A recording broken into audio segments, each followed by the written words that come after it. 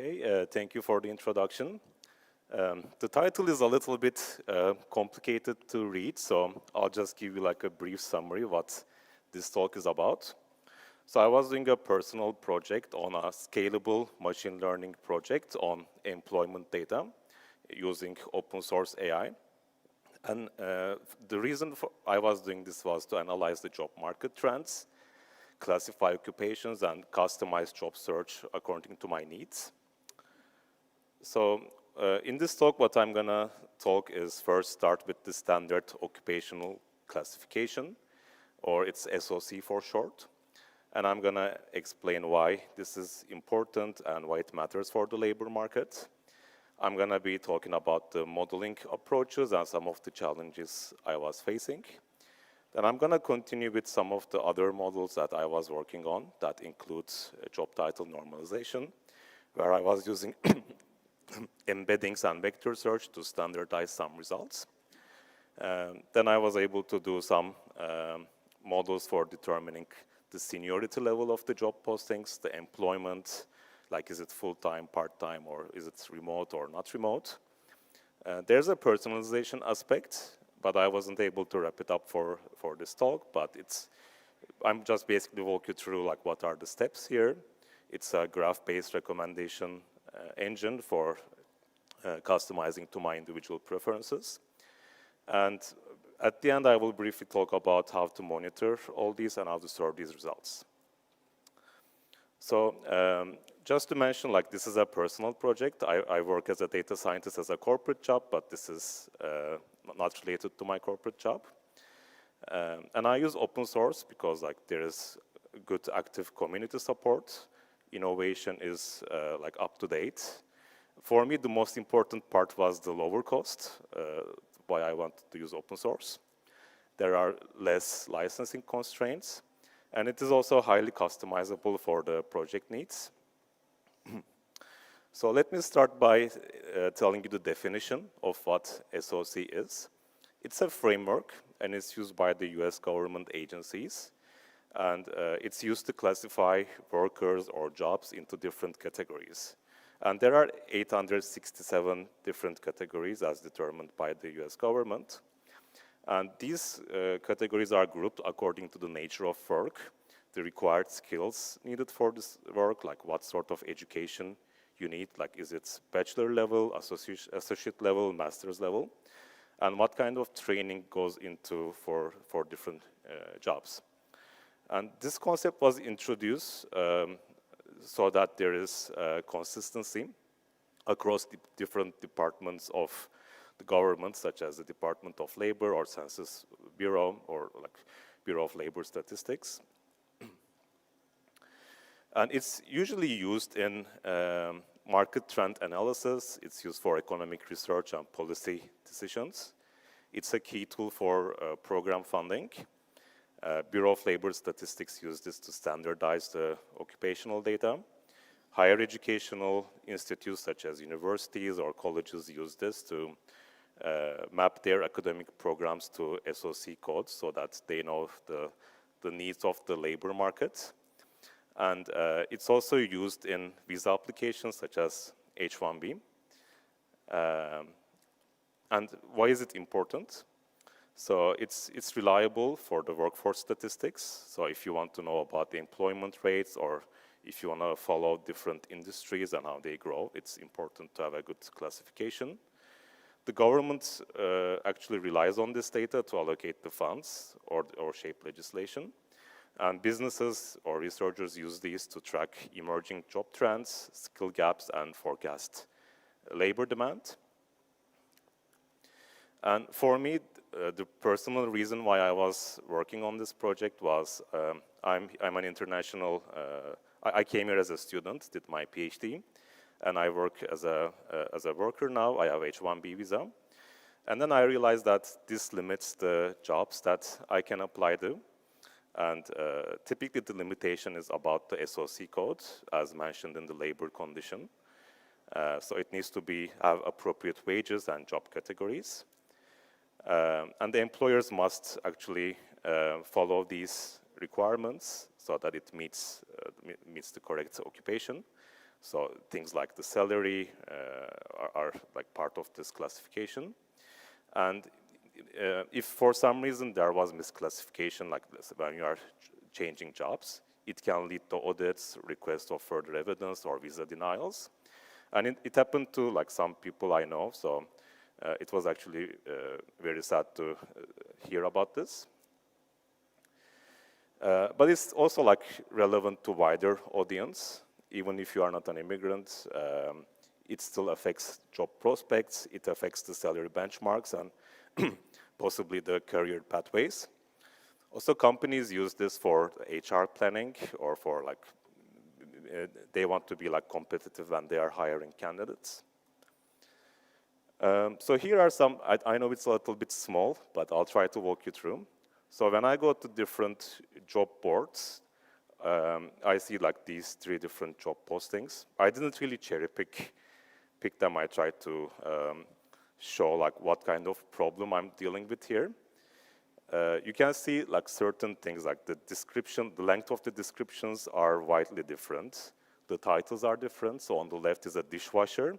On the middle is like travel nurse dash ER slash trauma dash like $2,000 per week. And then there's a location in the job title. And on the right, like you have full-time. So like you have things that are not relevant to job title in the job title. And typically job descriptions are not following a certain format. So it makes it a challenging problem.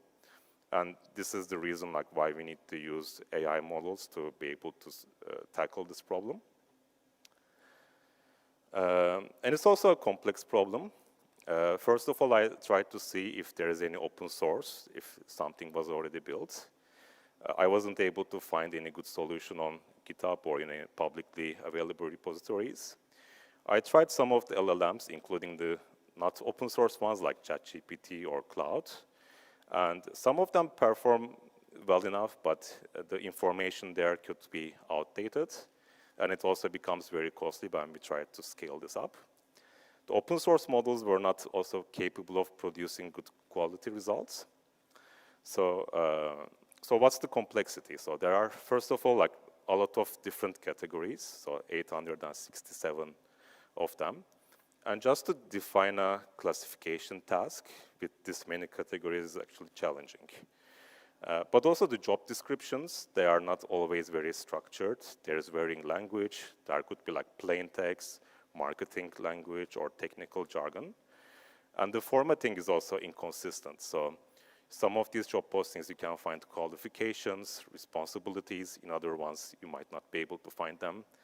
And yeah, there's basically like no consistent format to the job postings. And there's also a significant overlap between different categories, which also makes the problem very complex. So let me explain like what I mean by some of these. So here, this is from the ONET. It's a publicly available page by the government that lists all these different categorizations. So these are 2 different categories. They are both in wholesale and manufacturing. They are both sales representatives. And on the left is excluding technical and scientific products. And on the right is including, or just capturing that part, like the technical and scientific products. So you could see like why this is a difficult problem, because even for humans, it would be challenging to determine which category the job could fall into. And then there are also roles that could fit into multiple SOC codes. An example could be a data scientist and an analyst, because typically the job descriptions could be very overlapping. Like you are using a lot of like statistical work or engineering tasks for these kinds of, both of these jobs. And it's easy to like get confused between the different categories when there is a lack of clear distinction between the categories. And as you will see later in the talk, like the classification algorithms also get confused, especially when we try to do it with job titles or keywords. It's not able to capture all the niche components of the jobs. So we need sophisticated AI models to capture these. The way these codes are structured are they follow a hierarchical approach. So there is the 2-digit codes, so they represent major groups, and they have a broad occupation family. An example would be computer and mathematical occupations, and we can dig deeper. So if we go to 4-digit, it's a subcategory within the major group, and this would correspond to like software and web developers, programmers, and testers. But if I want to really go into the specifics, then I would go to 6-digit, which is software developers. And trying to build models with this approach failed, because first of all, there could be 2 different SOC categories that belong to different 2-digit codes. As you can see here, on the left is the exercise trainers, and on the right is athletic trainers. And they look fairly similar for a model. And like you can have similar keywords like trainers, fitness, but still like the model will not be, or have a hard time distinguishing these two. But also if you try to start with the 2-digit approach, like the errors on the model add up, which means that, okay, let me first find the 2-digit, but the moment you make a mistake, you also make mistakes in the subsequent routes. So this wasn't a good path to follow. So yeah, I had to build a training, test, and validation set. And for that, I had to collect a wide range of real-world job descriptions. And I had to actually manually label them. So I was using Label Studio, which is a state-of-the-art open source labeling program. And I was using Llama for making the annotation a bit faster by pre-labeling some of the jobs. And in some cases, there weren't enough jobs to represent, so I was asking Llama to regenerate job postings for me. And I set at least 10 samples per category for a minimum baseline to fine-tune a model. But typically, like, you would need more data for a better performance. So the coverage was about 10,000 labeled job postings. And I did a splitting of training, test, validation, 80%, 10%, 10%. But the important point here is each of these SOC categories get this split differently, so that we have enough testing and validation representations from each category. And I'm also aware that some jobs could be very niche, and they might not be represented well in the training data set. It's a very resource-intensive task to do, but it's very important for accuracy. And we need to have like a good, well-balanced validation set so that we know like what the strengths and the weaknesses are. And the reason why we have test and validation differences, tests tell us when to stop our training, and validation tells us, okay, like you are done with training, let's do an independent check how well the model performs. And when I report the results, I report the 6-digit, 4-digit, and the 2-digit classification accuracies. So first, I want to set a baseline by like rule-based methods. So I use fuzzy matching. So there are SOC titles available from ONET, and I compare the job titles from the job posting with the SOC titles. And these include word and character level similarities that are applied to titles. And it would give me the baseline. So any subsequent AI model I will build, I would want it to actually beat these results. And the results were actually close to 40% for the 6-digit, so there's a typo here. For the 4-digit, it was 51, and for the 2-digit, it's 66%. And the main reason why this failed is because most of the time, like, the job titles could have noise in it. So like things like training provided, or in some of these more modern job postings, you can see terms like rockstar. There are also things like $50 per hour, remote. And this also led me to develop another model called the job title normalization model, which I will also walk over. But this tells me that I need to move away from rule-based and fuzzy approaches and go to more sophisticated NLP techniques. And currently, like one of the state-of-the-art models is transformer-based models. And in this case, like I'm only considering encoder-based models, which means that I input words or sentences, and it gives me like a classification layer. Some of these models include like BERT, Roberta, and DeBerta. The way transformers work in a, maybe like in a nutshell, is they have a self-attention layer, and it can capture the relationship across every word. So it doesn't look at sequentially, but it looks at like word by word products and see like how they are relevant to each other. And this helps the model understand the context really well. So I was testing with like Roberta and DeBerta, and the fine-tuned weights, or so the trained weights are available on HuggingFace. They are typically built on top of PyTorch, and there are pipelines available to fine-tune according to my specific needs. And I was expecting the models to perform really well, but they actually performed much worse than I was expecting. So the fuzzy matching was giving me close to 40% accuracy on the 6 digits. And if I were to just randomly guess, I would expect maybe around 0.11% on the 6 digits. And when I was looking at these models, they were giving me like some of them slightly better and some of them even worse than random results, including a case when it's like 0% accuracy for 6 digits. So clearly something was wrong here.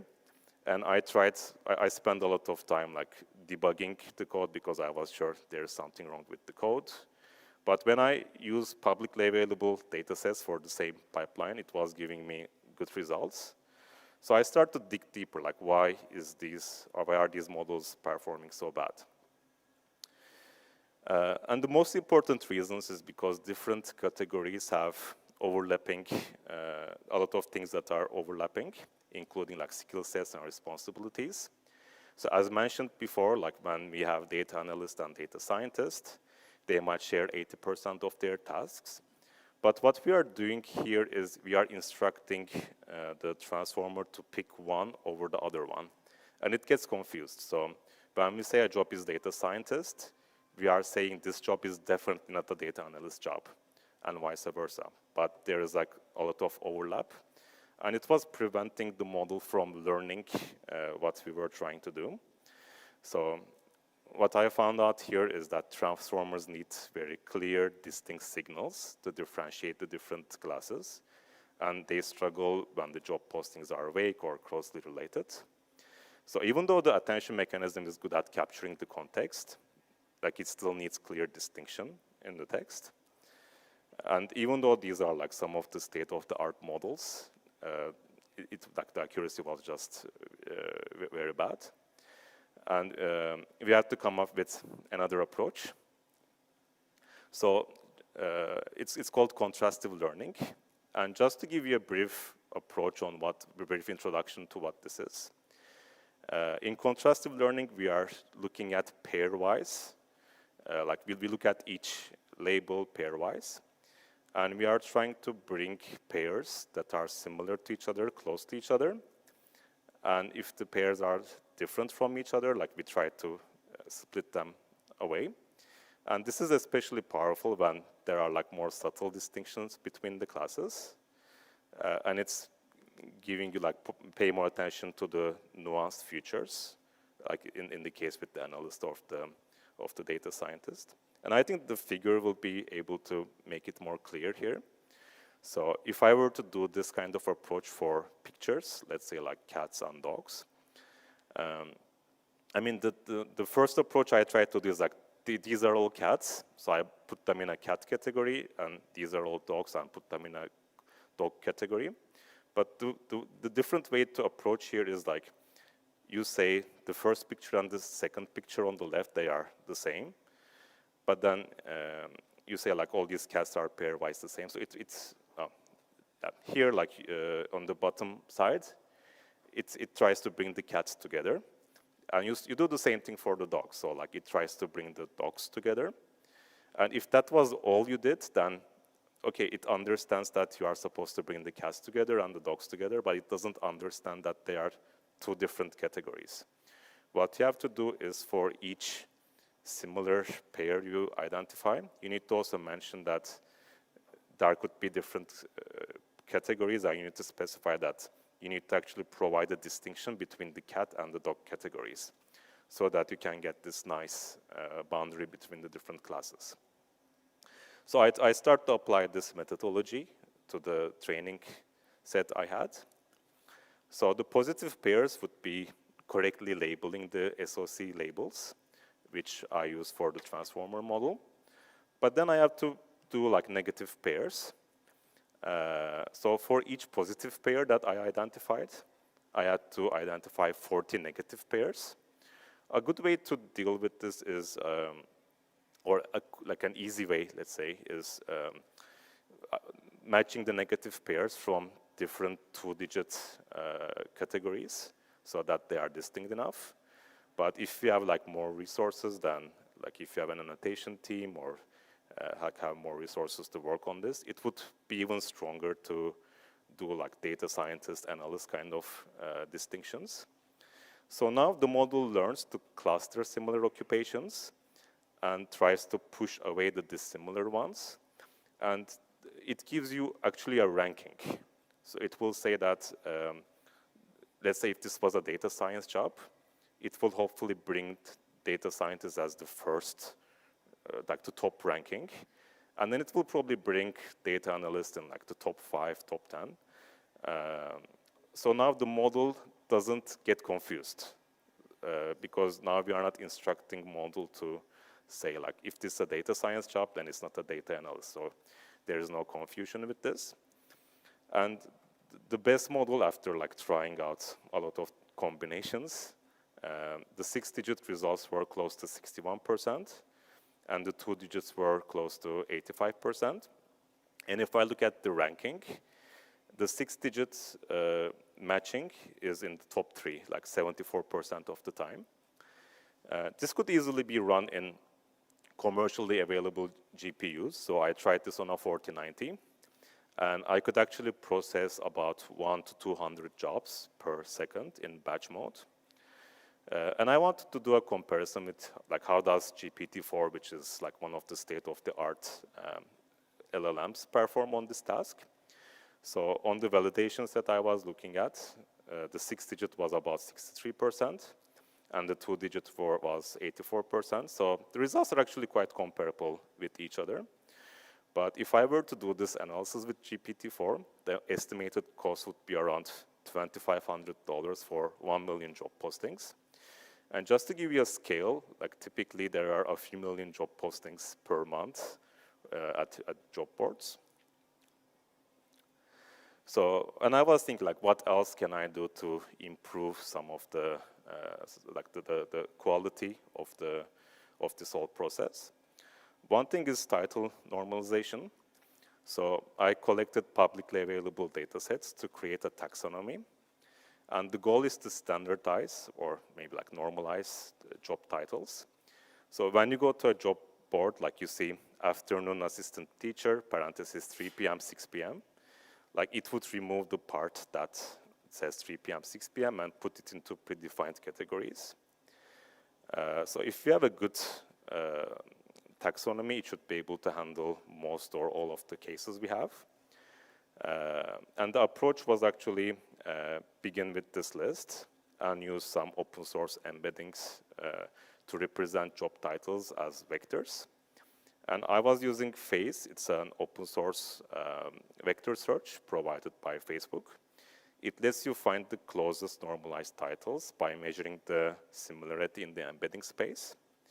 And this actually helps improve the consistency in the job title data and helps us improve our SOC model as well. And why are we using Face in this case? Why don't we use just like a full KNN approach? Because the number of job titles are very high here. Like we have 20 million unique job titles, let's say, and we need to choose from like 50,000 normalized job titles. comparing them becomes very computationally very expensive at large scales. And instead, we introduce a small tolerance for approximation to find the top case similar results. And the way this pipeline works is convert titles into embeddings, build an index for the vector search, do the similarity search, and return the results. So yeah, like one of the use cases is the title normalization. And the other case is we can use exactly this methodology to detect almost duplicate job postings. I'm not going to go into too much detail here, but if you were to go through that route, most of the time, like recruiters or companies, they put a lot of job postings online, and they can sometimes put exactly the same job postings, and other times they can change a few words here and there. Yeah, like if we were to try to do a hashing-based approach, we wouldn't be able to find the exact, also almost exact duplicates. So we would need to use this kind of methodology to detect these duplicates. And what's the trade-off for using approximate nearest neighbors? So there are a lot of publicly available benchmarks. But what you are seeing here on the x-axis is the recall, like how accurate our models are. And on the y-axis is how fast they are at retrieving answers.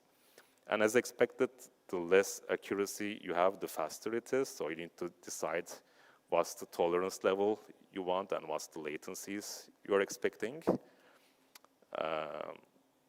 Yeah, so we can also do additional modeling here.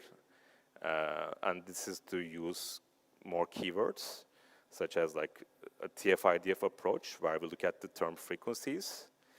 And it measures how often a word appears in our corpus. But we also want to make sure we are filtering out words that appear in every job posting. So like we would look at inverse document frequencies, like words like and, they would appear in every posting, so they would get downweighted. So we can use this to find additional features, such as like what's the seniority level expected for this job. And when I used this approach, these were some of the important keywords that came up. And you can see that they are highly relevant, like director, intern, leadership, manager, like experience.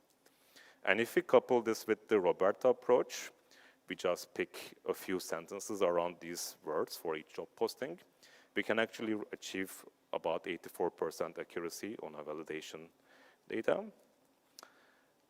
So I'm not going to go too much into detail here, but the next thing was to build a personalization aspect for my own needs. And a good way to represent the data is using graphs, using like a Neo4j, the community edition. And each node can represent job postings, companies, locations, and skills. And edges would represent like required skill, located in, reports to, so on and so forth.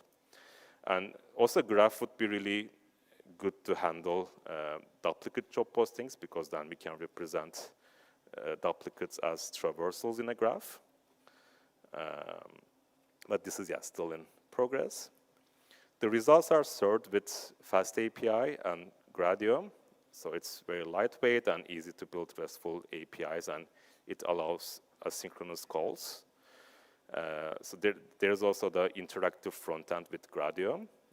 All of these are containerized and packaged in a container so that the environments are consistent across different deployments. So this is what like maybe a snapshot of the code looks like, and these are the different endpoints that I was working on for this project. And I can actually serve the results with an interface. So I can put the job title here, the job description here. I can choose which model to run, and it will bring me the SOC code and how much time is needed for this model to run. And I was monitoring this process with Grafana to track like what's the CPU, GPU, memory usage. It's open source, and it lets me like handle also like multiple machines at the same time, like it's highly scalable. And this is some of the monitoring aspects I was doing while I was fine-tuning, and I was checking the, when I deploy the models and I want to do like testing how much resources I'm using, I was checking through here. So just to recap, like the open source tools I was using, like within the Python ecosystem, I was using PyTorch and HuggingFace transformers. And I was using Face to do the vector search. I curated data with Label Studio and served the data with Fast API, connect to Gradio, and put everything in a Docker container. Later used Neo4j with Grafana for the graphs and monitoring. And some additional tools are the TF-IDF from scikit-learn and some other ML utilities. So to give a conclusion, so the main takeaways are the SOC classification is vital for understanding the labor trends. And there are open source tools available that could help us classify the SOCs with minimal cost. And even though it was like a very nuanced NLP approach, like we were able to solve these issues. And looking ahead, like I want to finish up the personalized recommendation and the graph-based solution to unify all these aspects. And I want to contribute back to the open source community with the lessons I learned, with the codes I've written, and like with the best practices throughout this process. And open source was able to provide like powerful tools to solve these real-world challenges. Like with community collaboration and with iterative development, like these can have actually significant impact on research and industry. Yeah, this concludes my talk. Thank you so much.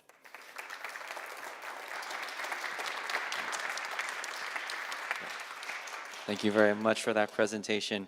We're going to take the next 10 minutes for any questions on the floor.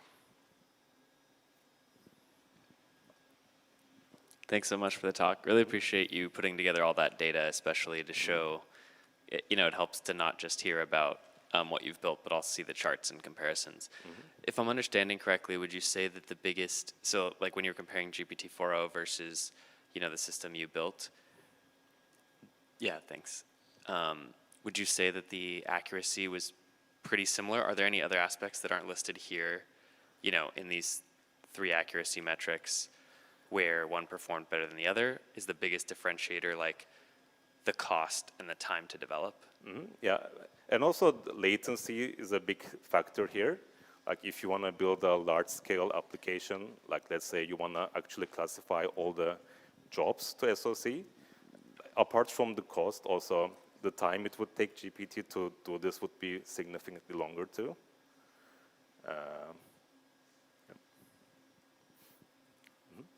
Thanks. I had a kind of follow-up question about that too. How did you implement the classification in GPT? Basically just preparing prompt, like, hey, this is the job description, and classify the SOC. So I didn't provide the most recent SOC list. I'm just taking, I'm just assuming ChatGPT knows the different SOC categories, which could also be outdated.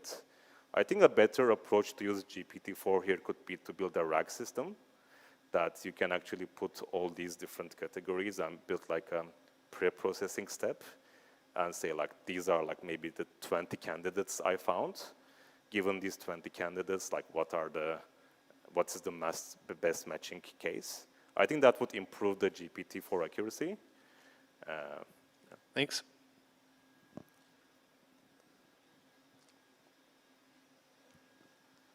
I want to say excellent presentation. I loved how you walked through all the different steps on it. And you actually just kind of summarized the comment that I was going to make of having a mixed model approach, where you bring in first the kind of the best model to filter out I would say the top K, whatever that is. When I've done similar things before, it can be 5 or 10, and then passing it to GPT for that kind of like longer tail, higher parameter classification. But I love the work, and thank you for sharing this out. Great project. Oh, thank you.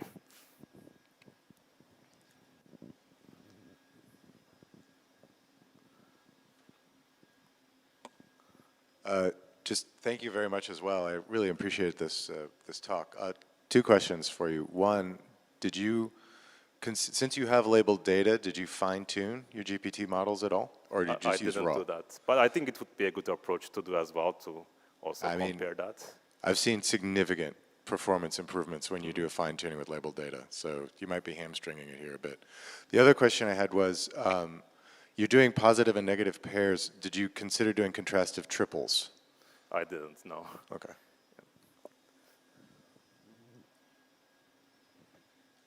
Thanks for the talk. Can you talk a little bit more about the part about like creating the taxonomy and doing the data annotation? Because I'm wondering, like, did you have someone volunteering doing that? Were you using something that was already, you found like something like open source, like a taxonomy? Because that seems like kind of a heavy lift. Yeah, some of these were like open source available through ONET, which is a government agency, but others were not as open source. Like I had to dig through and come up with also like my own taxonomy to represent as much as possible. I think there could be more work done here, since like if we have the job titles, we can also build models to determine what are the, like do some clustering analysis there to come up with a new taxonomy, so we don't have to depend on external taxonomies. But yeah, that was beyond the scope of this project. Thank you. That was a truly excellent presentation. I noticed that used Python stuff. That's an obvious choice. Have you had any luck looking for other languages? Some people prefer non-Python stuff for AI, and they're sort of out in the wilderness. What's your opinion about the opportunities for using other languages for driving AI? So that was just my personal preference, because I'm more familiar with Python in AI context. I think if you want better latencies, I think C++ could be an option for some of these components. One of the things I was considering is actually using C++ to model the graph part. Let me go to the, yeah, this part could benefit from maybe some C++ relevant work to speed up the graph algorithms if we don't go like through the Neo4j route. But otherwise, it was mostly like a personal preference why I used Python. Anyone have any more questions? All right, give it up again for Sinan.